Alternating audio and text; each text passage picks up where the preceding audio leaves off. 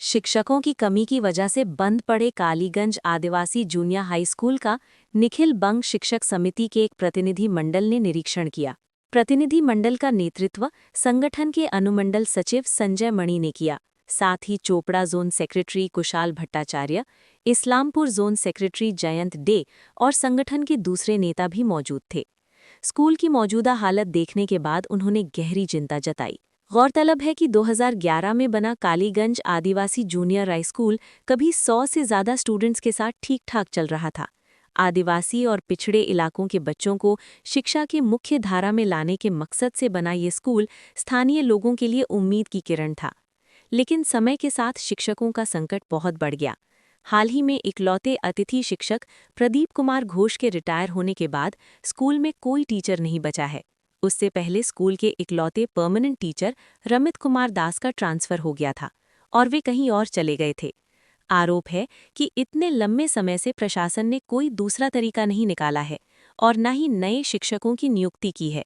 इस वजह से स्कूल पूरी तरह से बंद हो गया। स्कूल में अभी ताला लगा है। 33 स्टूडेंट्स को ट्रांसफर सर्टिफिकेट्स के साथ दूसरे स्कूलों में भेजने का इंतजाम किया गया है और नए एडमिशन पूरी तरह से बंद है। निरीक्षण के बाद संगठन के अनुमंडल सचिव संजय मणि ने कहा, इस स्कूल में 2011 में इलाके में एजुकेशन को बेहतर बनाने के मकसद से इंफ्रास्ट्रक्चर बनाने के बाद पढ़ाई शुरू हुई थी, लेकिन सिर्फ 15 साल में ही टीचरों की कमी की वजह से स्कूल में ताला लग रहा है। आज ये सवाल उठ रहा है कि हम किस तरह के समाज में जी रहे हैं। सरकार को इसकी पूरी जिम्मेदारी लेनी होगी। उन्होंने ये भी कहा कि निखिल बंग शिक्षक समिति स्थानीय लोगों के साथ खड़ी रहेगी और स्कूल को फिर से खोलने की मांग को लेकर एक बड़े आंदोलन का रास्ता अपनाएगी। उन्होंने कहा, हम स्थानीय लोगों से अपील कर रहे हैं, हम सब के साथ मिलकर इस स्कूल को खोलने के लिए जितना हो सकेगा लड़ेंगे। इस घटना से इलाके में गुस्सा और निराशा फैल गई है। हर तबके से मांग की गई है कि एडमिनिस्ट्रेशन दखल देकर इस शिक्षा प्रतिष्ठान को जल्द से जल्द फिर से खोले। শিক্ষক সমিতি আগামীকাল আমাদের 106তম প্রতিষ্ঠা দিবস। আমরা দীর্ঘদিন ধরে শিক্ষার জন্য আন্দোলন করে যাচ্ছি। শুধুমাত্র ছাত্রছাত্রীদের সুযোগ সুবিধার বিষয় নয় বা শিক্ষকদের সুযোগ সুবিধা না, নতুন নতুন বিদ্যালয় তৈরি করা এবং বিদ্যালয়ে পরিকাঠামো দেওয়া এবং একদম গ্রামের যারা প্রান্তিক মানুষ তারা যেন কেউ যেন শিক্ষার অধিকার থেকে বঞ্চিত না হয়। মূলত সেই লক্ষ্যগুলোকে সামনে রেখে আপনারা দেখবেন 2011 সাল তার আগেই এই সব জুনিয়র হাই স্কুলগুলো তৈরি হয়েছিল বিভিন্ন গ্রাম অঞ্চলে। সেখানে পরিকাঠামো দিয়ে একটা সুস্থ বিদ্যালয় পরিবেশ ব্যবস্থা গড়ে তোলা হয়েছিল। কিন্তু আমরা এখন দেখতে পাচ্ছি একের পর এক জুনিয়র হাই স্কুল বন্ধ হয়ে যাচ্ছে। আপনারা ইতিমধ্যে শুনলেন যে এই অঞ্চলে এই কিছু ব্যাসার্ধের মধ্যে 3টা স্কুল বন্ধ। কারা এখানে পড়াশোনা করছে? একদম গরিব সাধারণ পরিবারের ছেলেরা। স্কুলটা বন্ধ হয়ে যাওয়া মানে তারা এখন কোথায় যাবে? আদৌ কি পড়াশোনা করবে? এমনি ড্রপ আউটের সংখ্যা বেড়ে যাচ্ছে, দিনে দিনে শিক্ষক শূন্য হচ্ছে। সেই জায়গায় দাঁড়িয়ে এরকম একটা আদিবাসী অধ্যুষিত অঞ্চলে একটা জুনিয়র হাই স্কুল বন্ধ হয়ে যাওয়া মানে একটা প্রজন্মকে শেষ করে দেওয়া, একটা গ্রামীণ যে শিক্ষা ব্যবস্থা সেটাকে ভেঙে দেওয়া। এর প্রতিবাদে আমরা শিক্ষক সংগঠন হিসাবে আজ আমরা এখানে আসছি। আমরা চাই, আমরা এই জায়গায় সরজমিনে দেখে গেলাম, আমরা চাচ্ছি প্রশাসনের কাছে তো আমরা আবেদন জানাবোই। প্রয়োজনে আমরা যেখানে আন্দোলন করা সে বৃহত্তর আন্দোলন আমরা গড়ে তুলব, কিন্তু এই স্কুলটা খুলতে হবে। এর আগে এরকম বহু স্কুল বন্ধ করার চেষ্টা হচ্ছে, আমরা সংগঠনগতভাবে উদ্যোগ গ্রহণ করেছি, স্কুল শুরু হয়েছে। ফলে এই স্কুলটা যাতে আগামী দিনে শুরু হয় তার জন্য যা যা ব্যবস্থা গ্রহণ করে আমরা করব। একইভাবে এখানকার যারা লোকাল মানুষ তাদের কাছেও আমরা আবেদন রাখবো যে আপনারাও এগিয়ে আসুন। একটা বিদ্যালয় বন্ধ হয়ে যাওয়া মানে শুধু স্কুল বন্ধ হয়ে যাওয়া না, দরজা তালা মারা না, পুরো শিক্ষা ব্যবস্থাটা ভেঙে যাওয়া। তাই আপনারা এগিয়ে আসুন, আমরা শিক্ষক সংগঠন হিসাবে আমরা এর পাশে আছি। এ তো আমাদের পশ্চিমবঙ্গের একটা দুর্ভাগ্যের দিন চলছে যে শিক্ষা ব্যবস্থাকে এক নৈরাজ্যে পরিণত করে সাধারণের শিক্ষা ব্যবস্থা তুলে দেওয়ার চক্রান্ত আমরা এই সরকার আসার পর থেকে লক্ষ্য করছিলাম। বারবার সকলকে আমরা সতর্ক করছিলাম, কিন্তু তার আজকে প্রতিফলন এই জাস্ট 15 বছর যেতে যেতেই যে বিদ্যালয়টা প্রতিষ্ঠিত হলো 2011 সালে একটা নির্দিষ্ট ইনফ্রাস্ট্রাকচার দিয়ে তৈরি হলো, সেই ইনফ্রাস্ট্রাকচার আপনারাও দেখতে পাচ্ছেন। আজকে আমরাও ঘুরে দেখলাম যে পর্যাপ্ত ইনফ্রাস্ট্রাকচার থাকা সত্ত্বেও শুধুমাত্র শিক্ষকের অভাবে একটা বিদ্যালয়, প্রত্যন্ত অঞ্চলের বিদ্যালয় যেখানে আদিবাসী জনবসতি বেশি, সেখানকার মেয়েদের বিদ্যালয়, আদিবাসী মেয়েদেরকে শিক্ষিত করার লক্ষ্য যেখানে গোটা বিশ্বজুড়ে চলছে, গোটা ভারতবর্ষেও সেটা চলছে, কিন্তু আমাদের পশ্চিমবাংলায় চোপড়া ব্লকে এক মানে বিপরীত দৃষ্টান্ত আমাদের চোখের সামনে আসলো। সেজন্য নিখিলবঙ্গ শিক্ষক সমিতির পক্ষ থেকে আমরা এই দুরবস্থাকে কখনোই মেনে নিতে পারি না।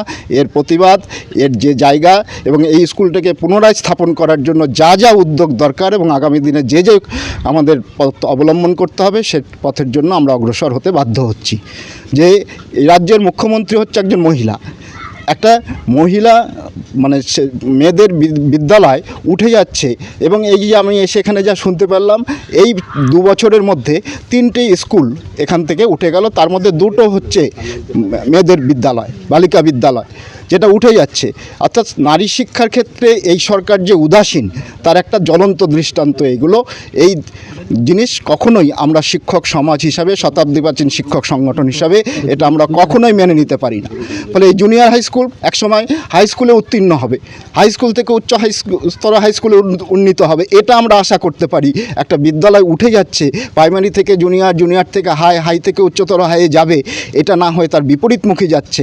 এই শিক্ষার যে নৈরাজ্য, চুরি দুর্নীতির যে নৈরাজ্য তৈরি করছে, এর আমরা তীব্র প্রতিবাদ করছি। এখানে প্রশাসনিক স্তরে এই স্কুলের যিনি এসআই, অর্থাৎ এছাড়াও এই এলাকার যে বিধায়ক বা এই এলাকার যে সাংসদ, তারা যে এই সমস্ত বিষয়ে উদাসীন, তা আপনাদের মাধ্যমে তাদেরও আমরা দৃষ্টি আকর্ষণ করছি। শিক্ষার ক্ষেত্রে কোনো দলমত নির্বিশেষে আপনারা এগিয়ে আসুন। ছাত্রদের, শিশুদের ভবিষ্যৎকে উজ্জ্বল করার জন্য সকলে এই বিদ্যালয় যাতে পুনরায় স্থাপিত করা যায়, পুনরায় যাতে এখানে শিক্ষক আসে, তার ব্যবস্থার জন্য আমরা যেমন নামছি আপনারাও তেমন অগ্রসর হন। আপনাদের কাছে এই কামনা আমরা করছি। দল উন্নয়ন পাঁচালী করতে ব্যস্ত, গ্রামে গ্রামে তাদের নাকি উন্নয়নের কী হয়েছে, উন্নয়নের জোয়ার, সেগুলো প্রচারে ব্যস্ত। অন্যদিকে যে চিত্রটা আমরা দেখতে পাচ্ছি সেই চিত্রটা হচ্ছে চোপড়া ব্লকে ইতিমধ্যেই 3টি স্কুল বন্ধ হয়ে গেল।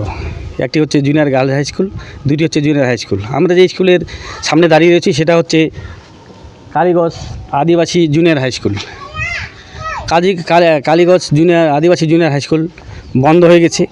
আমরা সেই খবরটা প্রিন্ট মিডিয়া, সোশ্যাল মিডিয়ার মাধ্যমে জানতে পারি। আমাদের নেতৃত্ব, আমাদের এখানে উপস্থিত আছেন মহকুমা কমিটির সম্পাদক সঞ্জয় কুমার মানি মহাশয়, উপস্থিত আছেন ইসলামপুর জোনাল কমিটির সম্পাদক জয়ন্ত দে, আমাদের চোপড়ার আমাদের প্রেসিডেন্ট নিশির কুমার বিশ্বাস উপস্থিত। আমরা সবাই মিলে আমরা সেই কুশল ভট্টাচার্য, আমাদের চোপড়া জোনের সম্পাদক, তিনিও আমাদের এখানে বর্তমানে উপস্থিত আছেন। আমরা ওনাদের সঙ্গে যোগাযোগ করি যে আমরা যেভাবে হোক সেই স্কুল পরিদর্শন করে আমরা প্রশাসনের দ্বারস্থ হয়ে স্কুলটাকে পুনরায় চালু করার জন্য আমরা মানে বদ্ধপরিকর, সেই জন্য আমরা রাস্তায় নেমেছি।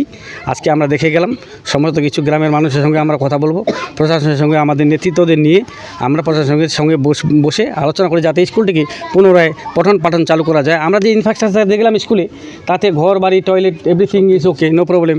আমরা উপরের যে বাড়িগুলোতে দেখলাম সেখানে বইগুলো আছে। আমাদের খুব দুঃখ হচ্ছে যে বইগুলো আছে অথচ সে স্কুলের টিচার নেই। স্কুলের টিচার না থাকলে ছাত্র থাকবে না, ছাত্রগুলো অন্য জায়গায় শিফট করে দেওয়া হয়েছে। কারণ জল আর মাছের সম্পর্ক, জল না থাকলে যেমন পুকুরে মাছ থাকে না, শিক্ষক না থাকলে ছাত্র থাকবে না, সেই কারণে স্কুলগুলো বন্ধ হয়েছে। আমাদের এই সামান্য এলাকার মধ্যে 3টি স্কুল বন্ধ হয়ে গেছে। আর এখানকার যে প্রত্যন্ত এলাকা, আমরা যেই দূরবর্তী জায়গা থেকে আমরা যেই রাস্তা দিয়ে এলাম, তাতে এখানকার ছেলেমেয়েরা যে সুদূর মানে মাঝালিতে গিয়ে পড়াশোনা করবে সেটা কিন্তু মোটেই সম্ভব নয়। ড্রপ আউট বাড়বে, কাগজে কলমে ড্রপ আউট নেই, কিন্তু দেখা যাবে ড্রপ আউট বাস্তব ক্ষেত্রে সে দেখা যাবে ড্রপ আউট আছে। এখান থেকে বদিগঞ্জ হাই স্কুল রাস্তা সেরকম তো ভালো নেই। আমরা যে রাস্তা দিয়ে আসলাম রাস্তা তো ভালো, এখান থেকে বদিগঞ্জ যাওয়া সম্ভব নয়, মাঝালি যাওয়া সম্ভব নয়। এই প্রত্যন্ত এলাকা, বিশেষ করে অনগ্রসর শ্রেণীর যে স্কুলটা, এটা হচ্ছে আদিবাসী জুনিয়র হাই স্কুল। তাহলে আদিবাসী জুনিয়র হাই স্কুল বন্ধ হয়ে যাচ্ছে মানে কি? যারা শিক্ষার এই অনগ্রসর শ্রেণীকে সরকারের উচিত এগিয়ে নিয়ে যাওয়া, তাদের শিক্ষাদান করা, তাদেরকে শিক্ষিত করা, তাদেরকে যে রিজার্ভেশনের মাধ্যমে চাকরি দেওয়া, সোসাইটিকে এগিয়ে নিয়ে যাওয়া, সে বন্ধ হয়ে যাচ্ছে। তার জন্য আমরা তীব্র ধিক্কার জানাচ্ছি, প্রতিবাদ জানাচ্ছি, এবং এই স্কুলকে কীভাবে খোলা যায় তাই আমরা এলাকার মানুষের সহযোগিতা চাচ্ছি এবং আমরা প্রশাসনের দৃষ্টি আকর্ষণ করছি। আগামী দিনে এই জন্য আমরা আন্দোলনে যাব।